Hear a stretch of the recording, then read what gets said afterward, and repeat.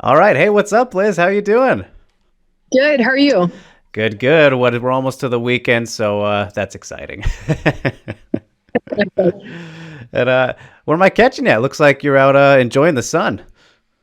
Yeah, I'm in Costco. I got a flat getting gas, headed to the gym. So I had Oh to pull no. in, change out the tire. Oh, well, that's fun. But yeah, I mean, yeah, it happens sometimes, right? So, well, appreciate you taking the time and very excited to see you finally getting this opportunity for the title coming up. And I mean, in Hawaii, so I'm sure that's very exciting to get to, have a little bit of a vacation along with a big fight, right? Yeah, I know it's great. I'm gonna fly out the wife and my son. They're gonna stay at a friend's up until the fight's done, and then we're gonna enjoy a few days after. So it'll be great. Yeah, very nice. And I'm sure that you've been to Hawaii before, but first time fighting there. So do you expect it to feel different? I guess, of course, maybe you've been there for some of Alima's fights, but how are you kind of expecting the whole thing to be? Yeah, it's completely different. I originally went out there for Lima's fight, but also to get to know the Bellator staff before I signed on with them, and so that was done in Hawaii. So it'll be a different experience going back. It's never the same when you actually go fight someplace, even if you've been there before, and even if you've cornered somebody, and been backstage. It's completely different when you're headlining it. But I'm really excited to be doing it there. Yeah, I mean that's kind of cool that I didn't know that you signed there and talked to him there for the first time, and then now the title fight. That's kind of like a nice full circle potentially, right? Yeah, it definitely seems like it's serendipity. For sure, for sure. And I want to go back to the last fight, Liz, because I mean, that was obviously a brilliant performance from you, taking out Kana, giving her first loss in only, 35 seconds, I believe. Very quick, under a minute for sure, and by knockout. So, I mean, surprised a lot of people with that performance. Did you surprise yourself? Yes and no. I was backstage. I had kind of confidently. I'm one of those people that if I say something, I have to put it into fruition, and one of those people that live by their words. So I backstage before the fight, doing the interview with Bellator, I said like I'm gonna finish her by the end by I think 2 minutes and 36 seconds or something like that. They're like, really? I'm like, yeah. It's going to be done. So I was backstage warming me up, like I got to finish her. I got to finish her because I said it, so I have to. And then thankfully, I just saw that punch connect so clean, and I was like, "Oh, I'm gonna actually finish her. It's gonna happen." So once I saw that little chip in the armor, I went in for the kill and the finish. Yeah, gonna have to change the nickname from Gorilla to Mystic Liz now. Yeah, some good stuff there. And I mean, it doesn't get much better than that, right? I don't even know if you took any damage. It was so fast, right? Like, where do you rank that among, you've had so many great victories in your career, but where does that one rank? That definitely ranks at the top for me. It ranks to the top not just because it was such a quick finish or how it ended or against the opponent, but really because I said something and I had the confidence in myself to fulfill it and go out there and really put that pressure on myself. And it just proved to myself that I have the confidence like that for a reason. When I say something, I should back it. So that for me is what made the most. And then, of course, being against such a decorated fighter that was with the flawless record, judokan, it just made it that much sweeter. Well, yeah, I mean, I want to ask you about that. Like, what the secret kind of is to getting better with age, Liz, because I mean, you're looking phenomenal right now as you just had your 38th birthday fairly recently, right? So happy birthday, a little bit late, but that was then. So, I mean, is it that confidence and experience? Is that what it comes from, you think? Like why are we seeing you look so much better at this stage? I think it's a few different things. It's one, being with an organization that I connect with so much like Bellator. And when you have an organization that you feel like is really behind you and they're supporting you and they're trying to do their best by you, you want to do your best by them. So you give everything that you have. And they put on so much less pressure to do anything more than just go out there and have your best training camp. So that makes it so easy. And then also with the understanding with age is I understand how important recovery is. And before I never set a precedent on myself. I wasn't as selfish as I needed to be for fights. And thankfully I have my wife there who understands that you do need to be selfish, and she does everything possible to make that happen. Where I'm like, hey, I'm going to be gone from 9 a.m. I'll be home tonight at 7 p.m. I'm going to stop and I'm going to do my ice bath and this and that. She's like, okay, I got everything. Just go. And there's no guilt. There's no anything. She's like, just go out there and just do whatever you need to. Be selfish. You have to. And having somebody that supports you like that makes it so much easier. So that's really allowed me to put the focus I need to on these days of my career and to just keep improving and growing. And then I also have a great team. I work with Charles Martinez out of the arena. And what's really, really cool and unique about him is he's constantly trying to evolve. He's going to new seminars. He's bringing in different coaches so we can get different looks. He's all about not just our team growing, but himself growing as a coach to offer more for us. And in different forms of martial arts, like he'll go out there and he'll do anything. He'll do a jiu-jitsu private seminar. He'll go out there and do Muay Thai. He'll do Aikido, you name it. He wants to try and bring every martial art into MMA and to see how he can find little pieces that are applicable. And that's great when you have a coach that's on that same timeline and same wavelength as you that wants to evolve and grow that you can connect with, where I'm like, hey, I went and trained with Justin Flores and I learned this. And he's like, cool, teach it, let's do it. Or, hey, I'd like to go check out this seminar. And he's like, yeah, I'll go do that seminar too. I'm like, it's really awesome when you have a coach that's like that, that's hungry to evolve too. So I think having that coach, having that support has really helped me evolve and to continue to grow. Yeah, I mean, it's very understandable and important for mixed martial arts when you're mixing all those martial arts to the fullest and continually evolving. So sounds like a great spot to be in for you, and it's paying off clearly. But you mentioned the recovery and kind of understanding that better too. Like, I'm curious, when did that kind of hit you when you made like a big adjustment? Was it fairly recently, like middle of the career? When did you kind of realize, all right, let's something needs to change maybe? I would say since I've been in Bellator, honestly. Okay. I was kind of doing massages here and there, but I was doing the cheapest ones possible, not understanding that there's a reason that you pay more and you get a sports massage, right? I was doing like the 45-minute ones. I'm like, yeah, I never feel good after these. I don't understand why people keep saying do massage. Those really make sense. I feel like I'm wasting my money. And then I finally got somebody that did a good job, and I was like, oh, it's painful, but I can move at the end of this. That's what massage is supposed to be. And then also having my wife encourage me, where I'm like, hey, I'm doing research on stem cell and I'm really curious. I think that this will help me a lot and it'll prevent surgeries. And her being like, okay, if that's what you need, go ahead, go for it. And I'm like, hey, I really hate ice baths, but I'm going to make the investment and get one and put this, in the backyard. I'm going to do that. I'm going to use the sauna. And okay, cool. I'm going to do a hyperbaric chamber and all these things where she's there to support it. And she's like, yeah, some of your stuff sounds crazy, but if it's working for you, go for it. Yeah.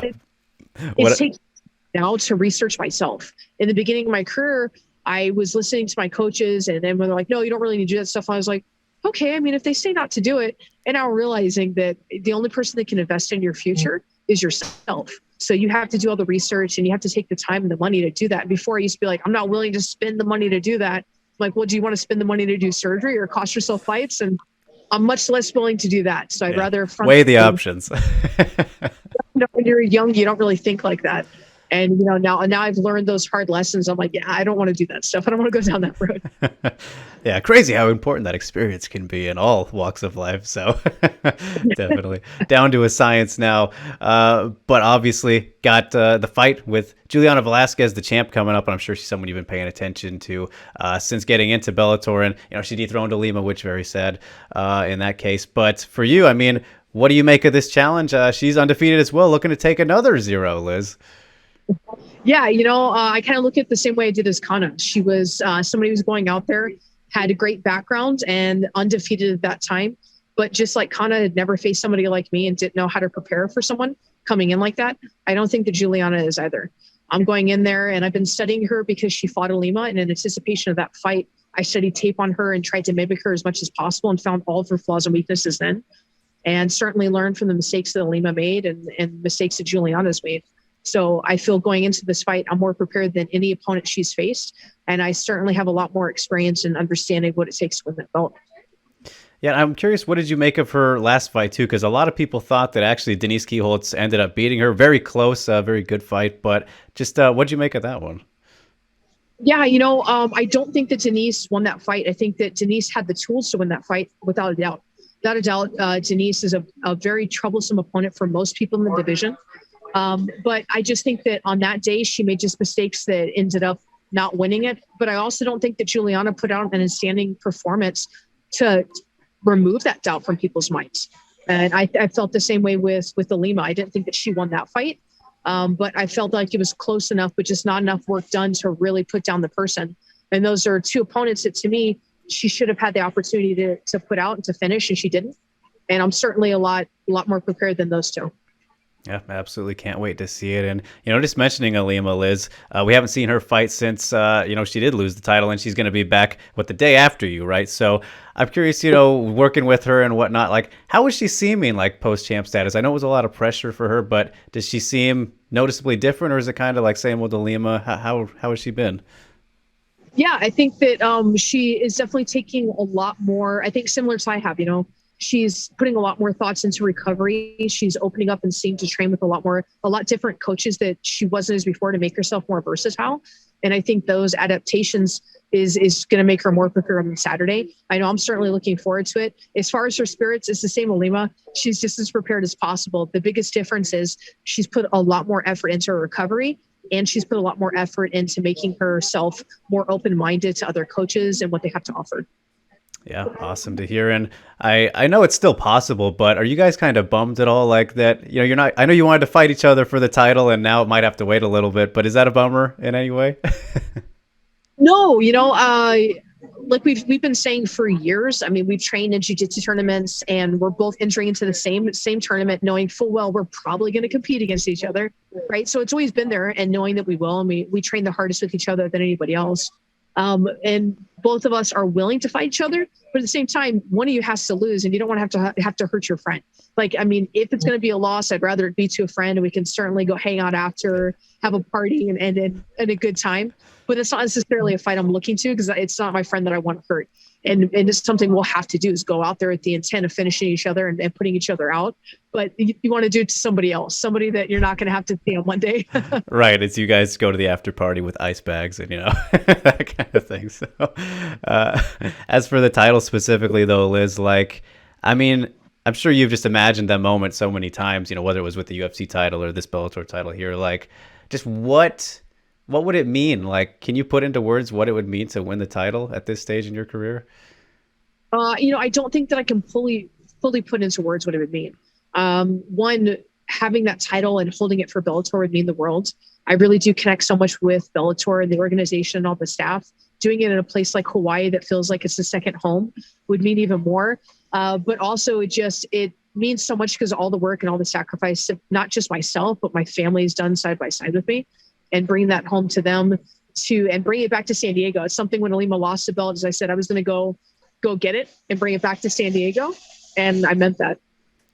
Of course. And are you looking at the end of the road at all? I mean, this would be, a beautiful way to ride off into the sunset. But again, as we've been talking about, like, you're looking like you'd go on for who knows how much longer at this stage. But is that something you think about now? I don't think it's something I think about as much as other people around me. I think at one point my wife had been like, hey, like, when are you going to retire? And now she's like, I mean, you just keep getting better with age. Right. So I don't know if we need to really talk retirement.